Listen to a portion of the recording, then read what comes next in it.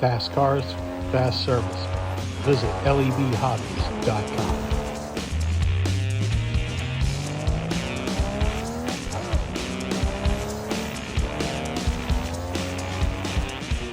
Hey everybody, yes, it's Friday and we have quite a lot to go over today.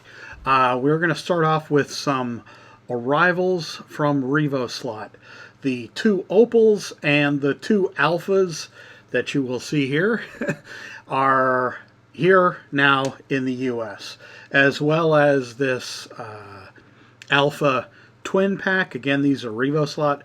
Revo Slot are the 1/32nd scale sister brand to BRM. BRM are 1/24th scale cars. These cars are beautifully detailed.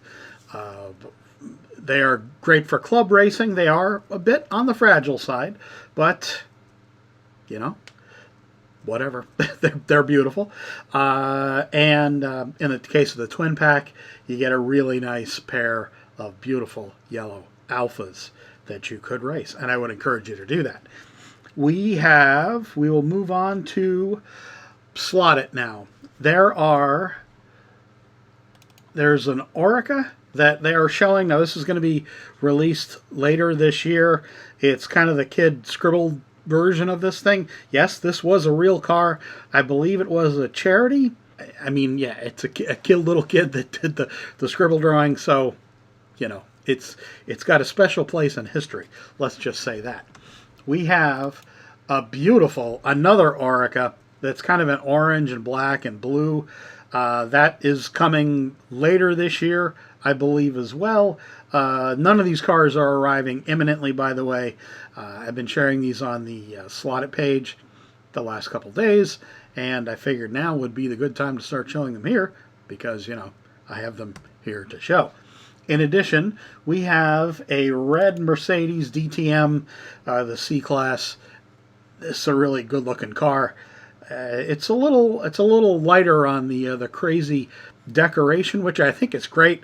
DTM can be kind of busy, the decorations on the cars. This one I do like, bright red. You know, can't go wrong with that.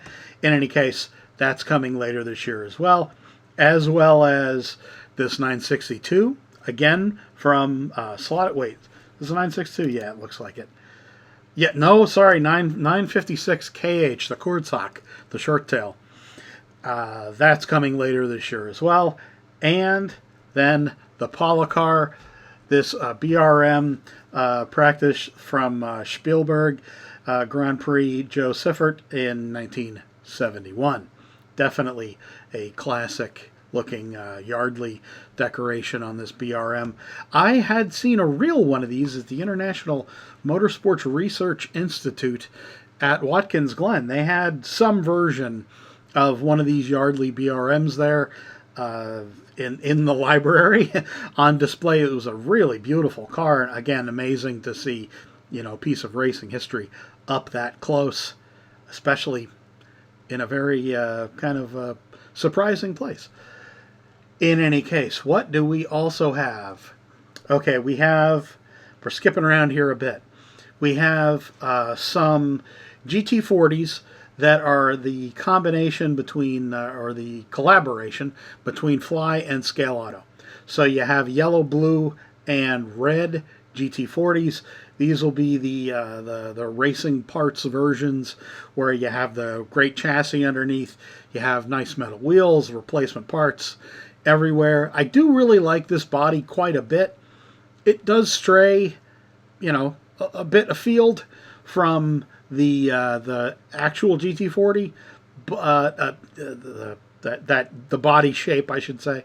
But for some reason, I think this Fly version, again, while larger and a little wider, a little lower, does really capture, I think, the spirit, the essence, if you will, of the GT40.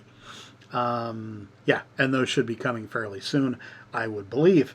We have a Tic Tac BMW M3 as well that you see here that they've been working on. Now, yes, I know they had another Tic Tac BMW but why not another? It's a great looking car. And, you know, Fly do like to crank out as many different liveries per mold as they possibly can. Hard to blame them. Avant Slot with this really nice Marlboro 308 that is in rally trim. A very unique looking 308. It wouldn't be my first choice for a car to buy, but I love that they do, you know, kind of like Fly do, with a lot of different configurations of cars. Avant Slot do this a lot. They do, you know, there's extra parts to various molds, like shut-off molds, so they can add in new pieces here and there. And what they've given us here is a really beautiful looking model. And, you know, if you're into rally, if you're into Ferrari for sure, I definitely think you should check this out. We have a pair of, again, Marlboro, even though they're just the barcode from NSR. The two McLarens are red and white and yellow and white that they've posted recently on their Facebook page. Again, these look great. The McLaren is one of my favorite new NSR molds. It just feels so balanced, so smooth, and so very easy to drive, hence the comment about the balance. Yeah, just a really, really amazing car. These liveries, I think, do really bring out the shapes on the body quite well. So, there we go. We are going to scroll down here a bit. A bit more Revo Slot news. Now, these cars were, I believe, just shown this morning, and because I'm doing this at 2:48 this afternoon, a little more than 2 hours before the video gets released, I did happen to see that these photos were posted, and I wanted to include them because of that. We have 3 new Porsche. These are the GT2 cars, I believe. Feel free to correct me. 3 nice liveries, regardless of what classification these would be in. A nice GT car to add to your GT car series from Revo Slot. There have been a lot of these Porsches done. It is a particularly cool looking car, particularly crazy with those beautiful curves to them there. And yeah, more to add to your collection. I just got some information from LEB that 3 new Scalextric cars have come into stock or been restocked, however you want to put it. The Cortina that you see here, the Golf Cortina, and the Ford Mustang that you see here. It is a particularly good looking car, as well as the Ford Rally Shell #1 that you see here. Beautiful looking cars. Alrighty, we're going to include some more Scalextric news in here. The Fast and the Furious 6 Mustang coming soon, shipping today out to people. There we go. The Daytona Mustang, as I mentioned, was from that LEB was sending as well, or shipping now as well. The Mille Miglia Mini Cooper, as well as the Cortina and Escort. A triple pack of rally cars as well. The VW that you see here as well. The Wrigley's Golf Rabbit. Golf, sorry. These cars are all, I believe, shipping out now as well, because it's the 24th. And they were embargoed for sale until the 24th. So there we go. A bunch of new Scalextric cars on the way to you, probably. Alrighty, so we're going to continue with some Slot Wagon cars. These, I believe, are resin cars or 3D printed cars. Regardless, that Slot Wagon are now showing. These are obviously kits. There's a whole variety of cars here, and I'm pretty supportive of this new brand. I like, I had mentioned this a couple of years ago now, that I believe that 3D printing is the way the hobby really does continue to grow. Really, especially when you can get a body mold or a slot car body that you might not see from a large manufacturer because there just aren't enough liveries to do of that specific mold. Plus, they can be pretty creative with what they do because it's just a printed body, not anything that they have to make a steel injection mold for. So you get a wide variety of choices. I mean, you guys know what you've seen. I don't need to tell you that. We're getting a lot of very interesting choices from 3D printing as a real power now in the slot car hobby. So there's a whole variety of cars here that they've been showing. A really, really cool Zamboni as well for a track cleaner. And I guess you would probably avoid calling it a NAS truck, but they have this stock truck, whatever. It's pretty cool. They have that as well as an option to build as a kit. I think, again, a kit isn't going to be for everybody, but it's going to be for a lot of people, especially in this hobby where, building kits are kind of what a lot of folks do in this hobby. We have, I believe this is going to be the last bit of news here. Yes, it will be. And this has been well worth waiting for. There are a number of photos now that have finally surfaced of what look to be finished iRock Porsches from Scale Auto. Now they're going to be doing 12 of these over time. It looks like over the next year and a half. Yeah, into 2027, we're going to be getting a number of these cars. Obviously all in the same Porsche body with the solid iRock color plus a name on the body. This is another car that's been a long time coming, and there's been great anticipation of this. I love that Scale Auto have shown these photos and officially call it a collection. By calling it a collection and showing them in this manner, showing this as a serving suggestion, if you will, they seed the idea that, yeah, you probably want to get all of them, or many of them, or some of them. But the fact that, they're giving you the most built-in club racing series here, where people always at clubs, they want as much parity between cars in a class if they can get it. So the fastest driver and the slowest driver, there isn't as much of a gap. Now clearly there's going to be a lot of disparity when you start tuning these things, and of course the fastest driver is still going to be the fastest driver, but the fact that you can at least start with the basis for the class here with these new iRock cars, you're going to get, I would say, a fairly nicely detailed car.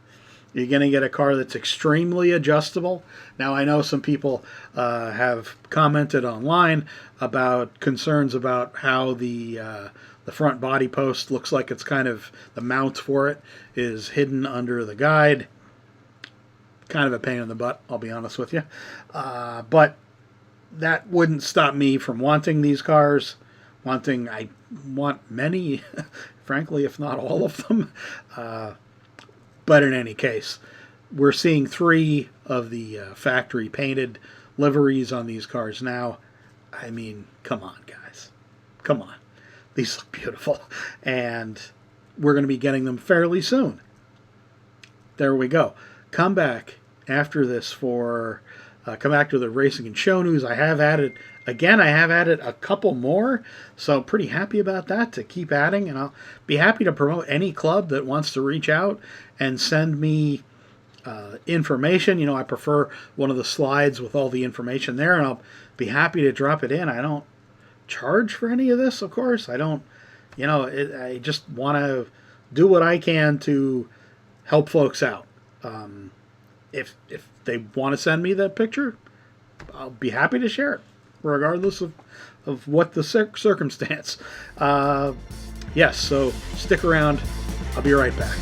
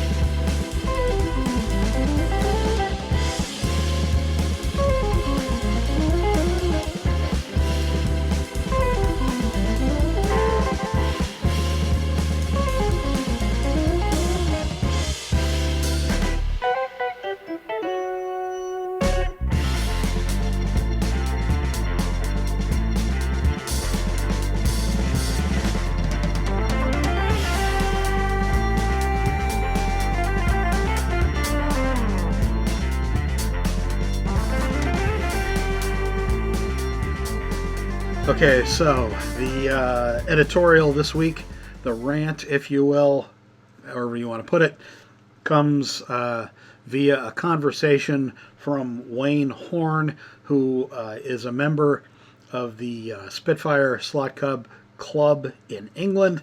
They are big supporters of mine. Thanks very much, Ian, for the donation to my Buy Me a Coffee.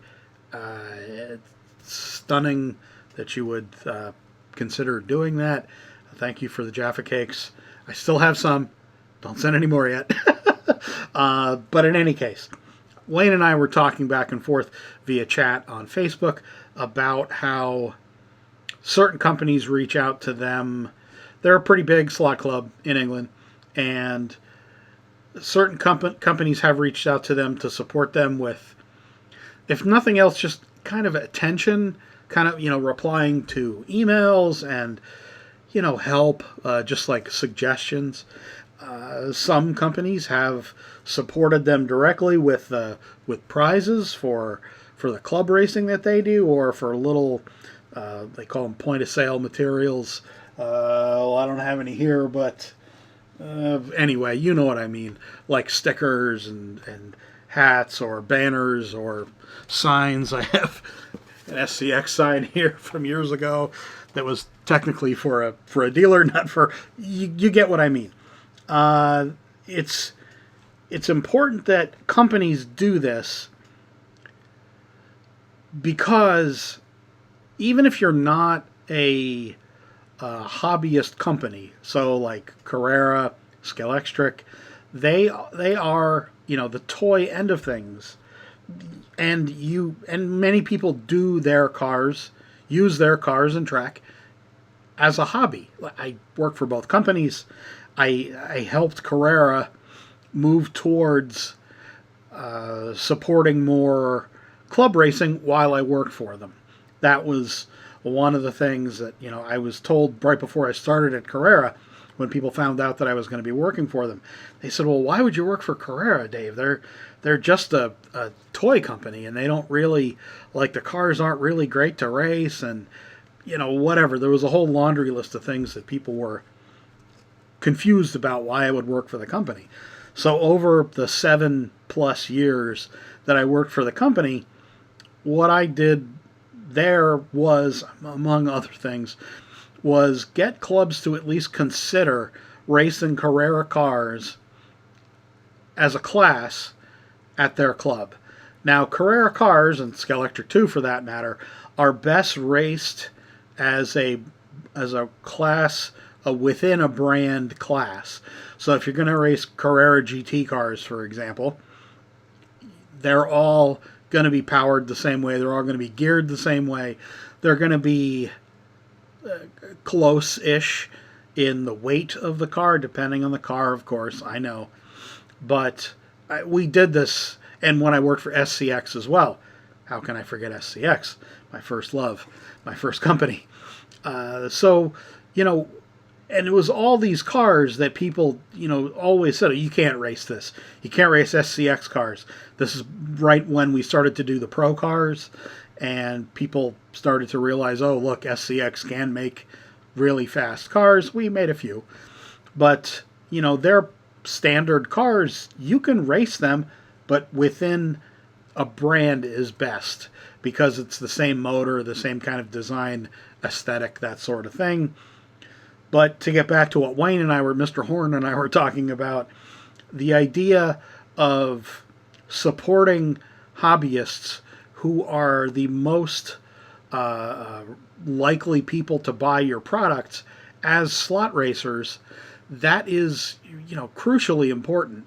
And why companies wouldn't support slot clubs with, you know, point of sale stuff or some free cars or some free parts. I mean, this stuff costs very little for companies to produce. And yes, cars do cost a certain amount more money than, you know, it's more than $1 or $2. But the goodwill that you build up for that brand is offset many times by, you know, frankly, just ignoring the hobbyists in the slot car market. And companies do ignore slot hobbyists at their peril, with prices going up. And we've talked a lot about this online recently. You know, there's been a lot of discussion when I posted some pictures of some new cars for the company about people saying, well, these cars are just so much. But the next part of it was, well, yeah, but there are other companies that make cars equally expensive. But then people did say quite a bit, yeah, but I just buy fewer cars now. So if people are probably buying fewer cars, these, especially the hobbyist companies, really need to put effort into making inroads with the slot racing community. If you don't do that, you're just giving the market to a company who does support them. Every slot company has got to do this. This was, as I mentioned many times over the last few years here, and just a little bit ago, this is one of the things I did when I worked for the companies, and it worked. I didn't make this idea up, obviously, of giving free stuff away, but it was a cheap way of, it's the cost of doing business, as Lynn from LEB always says to me. There's just a really, you got to do this for people because there's only so much market, and you need those people, those slot racers, to help get the word out for you, or at least to have a positive feeling about doing business with you and the feeling about what they would suggest to new people. There's a lot wrapped up in there, and every company need to make a real effort to reach out to the hobbyists and not to ignore them. Thank you very much, folks. See you all again soon.